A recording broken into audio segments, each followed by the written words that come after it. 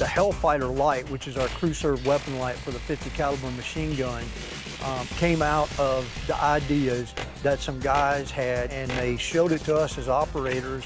And it really is kind of a funny story. One of the engineers here who has been phenomenal at SureFire created a thing called the Beast, and it was this big old bright light with a bunch of DL123 batteries, and he created it for SHOT Show as kind of a who's got the biggest light on the block thing.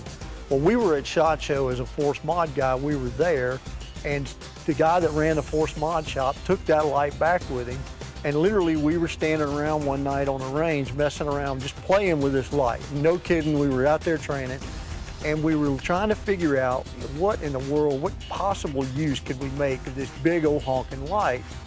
And next to us, one of the other ODAs was working their crew serve weapons off the guns.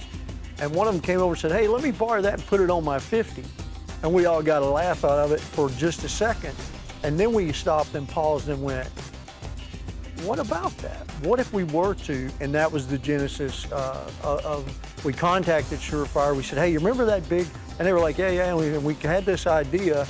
And a lot of people, both in our unit, and I'm pretty sure at SureFire, were like, you guys are crazy. There's no way. But John Matthews saw through that and saw the value in what we were saying, in that we could put a light on a crew served weapon like that. We'd be able to see the enemy further away and be able to engage him much more accurately. It makes the warfighter much more survivable, more lethal, minimizes collateral damage. And that's where the HellFighter came from. HellFighter's a great white light, but what it may even be better as is when you flip the IR cover over, it's an awesome IR light.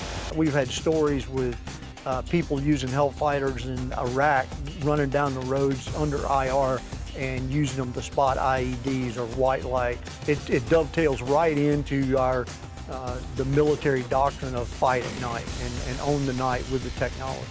It's a perfect complement to all the current system NVGs that are out there, and it gives a guy capability to shine a light down a road totally blacked out, and for the driver to drive between 40 and 50 miles an hour because he can see clear as day because of that big old 3,000 lumens of white light that's running through that IR filter. And so now he can clearly see, the gunner can clearly see threats to the left and right. And it's a tremendous capability even under night vision goggles.